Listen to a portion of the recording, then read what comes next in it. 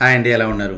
మన కేంద్ర కార్మిక మంత్రిత్వ శాఖ గణాంకాల ప్రకారం గత డిసెంబర్ 2023 చివరి నాటికి ఈపీఎఫ్ఓలో చేరిన సభ్యుల సంఖ్య అధికారికంగా 15.62 లక్షలకు చేరింది. అంటే 15,62,000 అనమాట. ఇది మనకి ఒకంత ఆనందాన్ని కలిగించే అంశమే అయినప్పటికీ ఇంతలోనే ఈపీఎఫ్ఓ డేటా లీక్ అయింది అంటూ సోషల్ మీడియాలో కొన్ని వార్తలు హల్చల్ చేస్తున్నాయి. దీనికి సంబంధించి పూర్తి సమాచారాన్ని ఇవ్వాలని చెప్పేసి మన కేంద్ర ప్రభుత్వం ఇండియన్ కంప్యూటర్స్ ఎమర్జెన్సీ రెస్పాన్స్ టీంని కోరింది. మన ప్రధానమంత్రి కార్యాలయం మరియు దానికి సంబంధించిన శాఖలన్నీ దీనికి సంబంధించి పూర్తి సమాచారం తెలుసుకోవడంతో పాటు ఒకవేళ నిజంగా ఈ డేటా లీక్ జరిగితే దానికి సంబంధించిన కట్టుదిట్టమైన చర్యలన్నీ తీసుకుంటారు. కానీ ఇది నిజమే అయ్యి ఏదైనా అనుకోని సంఘటనలు జరగకుండా ఉండాలంటే మనం చాలా అప్రమత్తంగా ఉండాలి. ఈపీఎఫ్ఓ అకౌంట్ హోల్డర్స్ అందరికీ నా సలహా ఏంటంటే, మీ అకౌంట్కి సంబంధించి ఏదైనా వెరిఫికేషన్ చేయాలని కానీ లేదా ఇతర ఇన్ఫర్మేషన్ షేర్ చేయాలని చెప్పి కానీ స్పామ్ కాల్స్ లాంటివి వచ్చినా దాన్ని మీరు నిర్ధారించుకోకుండా ఎటువంటి డేటాని వారికి మీరు షేర్ చేయొద్దు.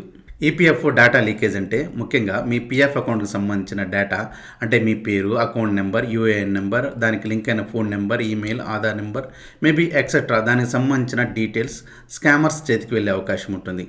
స్కామర్లు మిమ్మల్ని కాంటాక్ట్ అవ్వకుండా మీ నుంచి ఓటీపీలు లాంటివి షేర్ చేసుకోకుండా మీ ఖాతాలని ఏమీ చేయలేరు. సో మీ ఈపీఎఫ్ఓ అకౌంట్కి సంబంధించి ఎవరైనా ఫోన్ ద్వారా కానీ, ఈమెయిల్ ద్వారా కానీ లేదా ఎస్ఎంఎస్ల ద్వారా కానీ ఈ మధ్య చాలా జిమ్మిక్స్ యూజ్ చేస్తున్నారు. ఏఐ టెక్నాలజీని కూడా స్కామర్స్ వాడుతున్నారు. కాబట్టి మనకొచ్చి ఏ కాల్స్ అయినా సరే, ఈమెయిల్స్ అయినా సరే దాన్ని కన్ఫర్మ్ చేసుకోకుండా, అంటే అది నిజమే అని మనం నిర్ధారించుకోకుండా వాటికి రెస్పాన్స్ అవ్వనే వద్దు. ఇంకా మీ ఈపీఎఫ్ అకౌంట్కి సంబంధించి ఏదైనా సమస్య ఉందని మీరు భావిస్తే మీ దగ్గరలోని ఈపీఎఫ్ఓ కార్యాలయాన్ని సంప్రదించండి. కానీ ఫోన్ల ద్వారా, ఈమెయిల్ ద్వారా లేదా టెక్స్ట్ మెసేజ్ల ద్వారా వచ్చే లింక్స్ నొక్కి మీ డేటాని షేర్ చేయండి అంటూ వచ్చే వాటికి రెస్పాన్స్ అవ్వద్దు. ఒకవేళ మీరు అలా రెస్పాన్స్ అయితే మీరు స్కామర్స్ బారిన పడే అవకాశం ఉంది.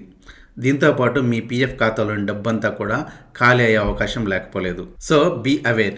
ఈ డేటా లీకేజ్ అనేది నిజమో అబద్ధమో మనకు తెలియదు, కానీ ఒకవేళ ఇది నిజమే అయితే మనం చాలా జాగ్రత్తగా ఉండాల్సిన అవసరం ఉంది.